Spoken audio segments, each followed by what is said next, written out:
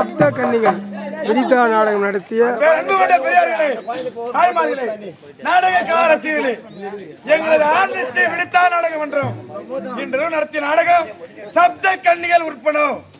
சப்த கன்னிகள் உற்பணம் என்ற நாடகத்தை சீரும் சிறப்பாக நடத்தினோம்.